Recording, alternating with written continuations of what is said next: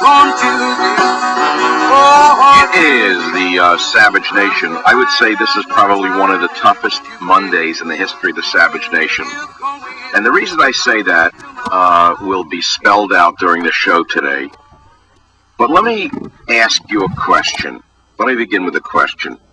Would it be too predictable of me to say to you that I believe this is the most incompetent, perhaps the most traitorous administration in American history? Would it be too predictable to say you've heard this all before, so what?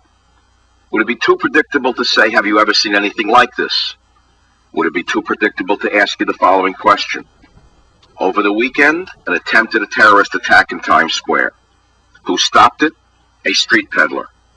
A Vietnam veteran, a black man at that, stopped it. Where was the FBI? Where was Homeland Security? Where was the CIA? Why, they were probably seeing if they could catch a few white males in Michigan with guns who might take over the country. No CIA, no FBI, no Homeland Security, no NYPD, but a street vendor. Now, if this was an unusual incident, we wouldn't be talking about it, but it isn't unusual. Remember the passengers on United Flight 93 took back the plane and saved the Capitol? Do you remember the tourists in 2 pages who tackled a gunman in the Capitol several years ago? Do you remember the Flying Dutchman who stopped the underwear bomber over Christmas? Over and over again, Muslim fanatics are trying to kill us. Over and over again, individual Americans using personal initiative and good judgment have been the true first responders who have saved us from these attackers. It's the citizens of this nation who are doing their job.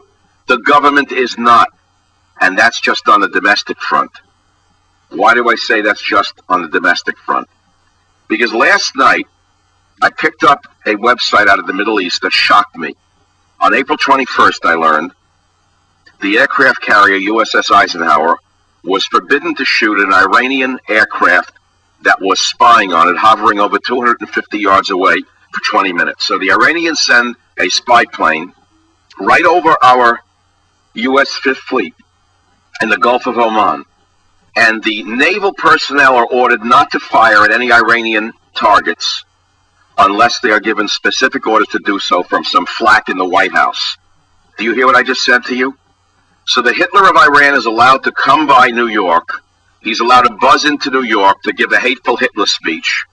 His aircraft are allowed to spy on our carriers and buzz them, and we're not supposed to tell either of them to buzz off. To me, we've gone from the gang that couldn't shoot straight to the gang that can't shoot at all.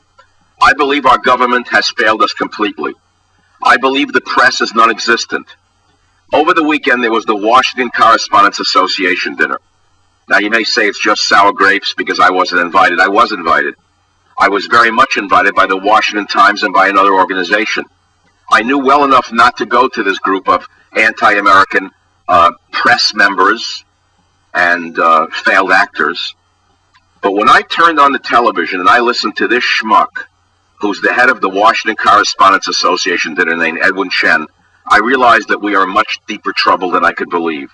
When I listened to this bumbling putz, the head of the Washington Correspondents Association, get up and introduce his mother-in-law, and his wife, as though it were a high school play, I realized that we no longer have any semblance of a free press in the United States of America.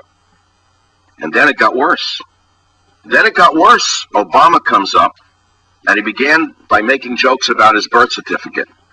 So let me see if I understood this.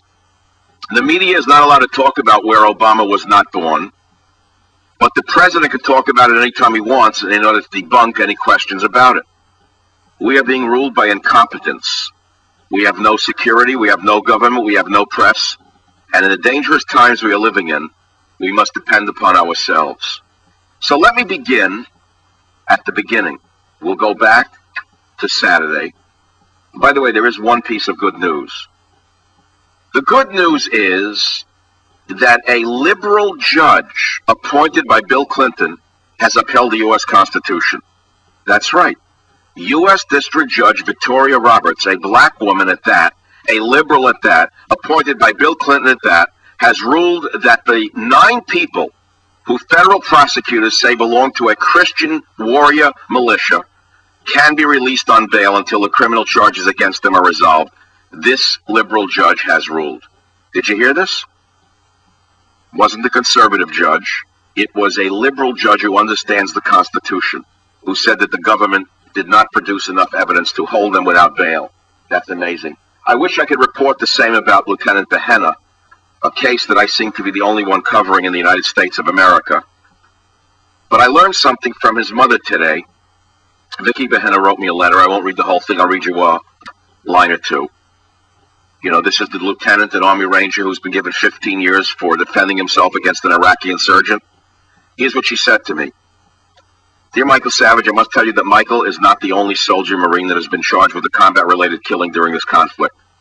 I'm told that there have been more soldiers and Marines charged in this conflict than Korea and Vietnam combined. Michael Behenna is at Fort Leavenworth with other soldiers and Marines who have been charged and convicted by the military for combat-related incidents. 2 of those soldiers have Purple Hearts, 1 has a Bronze Star, and 1 has served his country for over 19 years and was highly decorated as a company first sergeant. Many people have told us that after Abu Ghraib and the Haditha incident with the Marines, we have been on a course to show the Iraqi government that we do prosecute our, quote, bad troops. So that's the new military under Bush and Obama. The heroes are put away and put on ice. The cowards go to Washington. That's the opening. This is the Savage Nation. 1-800-449-8255. Now I'll bring it up to a domestic incident. They failed us on the Christmas tree bombing. They failed us on the incident over the weekend in Times Square. Wherever you turn, the government has done nothing to defend us. And there was Big Sis cleaning up birds over the weekend, or at least acting as though she was about to get out the rubber gloves and wash oil off a seabird. Maybe the street vendor should be made the head of Homeland Security, and maybe Big Sis Napolitano should go clean up seabirds, because she's certainly not defending us against Al-Qaeda or our other Arab friends here in the United States of America. But the greatest insult to me is that Hitler has come to New York, and not a peep out of the American verminous media. Not one word. Now imagine it's 1940 and Hitler comes to America to give a speech in New York City, and nobody in the press says one word about Hitler except a few websites and a few radio hosts. That will give you some idea of the fact that the country has been taken over by not by the far left. Not by the far left. Taken over by the far cowards. The far cowards of the press. I spit on all of you. You are worthless vermin. You are an embarrassment to the word press. You disgust me. You sicken me.